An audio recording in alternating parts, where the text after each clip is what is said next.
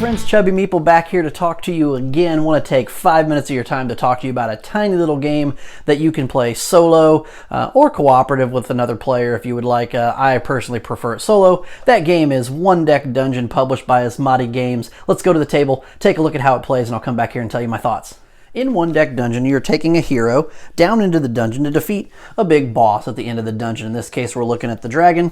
We simply slide the down here as a special ability here, meaning telling me I've got to discard the top 5 cards before entering the level. I shuffle my door cards. I place them on top of the stairs, which will be used to get down to the lower levels before I can fight. You're essentially going through 3 levels of the dungeon. You got to go through the entire deck, get to the stairs, move to level 2, reshuffle the cards, go through the deck again, get to the stairs, move to level 3, reshuffle the door cards again, burn through the deck, get to the stairs, be able to fight the boss. Now, in the dungeon, every action you take, you discard 2 cards, and you can either explore, which lets you place 4 face-down door cards, or you can burn 2 cards to open a door. And behind the doors, you're either going to find a trap, which has you selecting the type of dice that you're going to roll and the way you're going to get around that trap.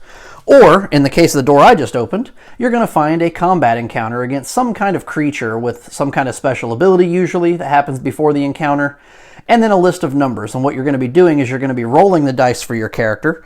The warrior, for example, rolls 3 yellow, 2 purple, and a blue. So I've got those dice here. And I'm simply going to throw those dice out here and chuck those dice out. And then I'm going to try to combine those dice to equal the amounts on here. Now this is a shield, so I have to cover that first. So I need an 11 in yellow. So I've got 2 6s. We can use that. Well, there's a 6 and a 5. So there's my 11. I need a 3 in yellow. I can use my 6 here if I can get a hold of it. Drop the 6 that I had here. And then I need a 4, 5, and 6, all in blue. And I've only got a 1 blue. So those are going to stay exposed. Now what happens is once I've done with my roll, anything that's left exposed once I'm done placing dice determines what happens. So I've got the 3 blue items that are uncovered. So in this case, I'm going to take a total of 1, 2, 3, 4 damage, and I'm going to lose 2 time. Losing time simply means I get rid of that number of cards off the top of the deck. So in this case, 2. And I'm going to take 4 damage, so I place 4 damage. If I ever get to my max damage, I lose. Game ends when either I kill the boss at the end of the dungeon, or something in the dungeon kills me. Whether you're fighting a trap encounter or a creature encounter, once you have completed placing your dice, and as long as you didn't die during the encounter, so in this case I'm still alive, I didn't cover the 4, 5, and 6 in blue, but I still am considered to have successfully completed this particular encounter because I didn't die. Now I can take this card for one of 3 things. I can either take it for skill, for its items over here. So this would give me an additional health as well as let me roll an additional purple die.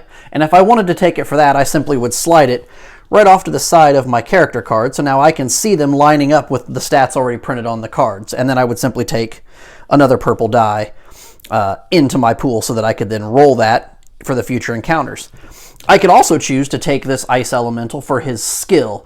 So I could spend 2 of my yellow dice to roll 2 purples and a yellow, essentially. And that would slide under here, listed with my additional skills on my card. Or, as my third option, I can choose to take this card for its experience. This particular card is worth 4 experience points because it's a rather nasty encounter. And if I go that route, I simply slide it under my level card so that I can see the number of experience points. And I need 7 in this case to get from level 1 to level 2.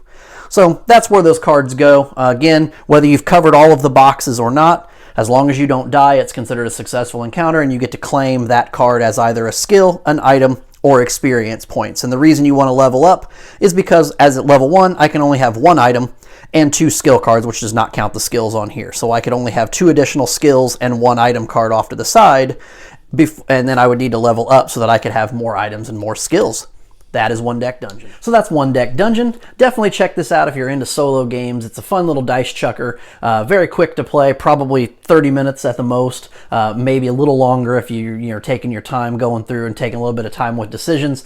You've got 5 heroes to choose from, all of them drawn really well. They're all female as well, not scantily clad, more powerful. The father of daughters, I love that fact. You've got a few monsters to choose from. There's 6 or 7 7 different monsters, all with varying levels of difficulty. Every single game you play is going to be different. The variability, just because you're reshuffling that deck, and no two traps or no two monsters are going to come out in the same order at the same time.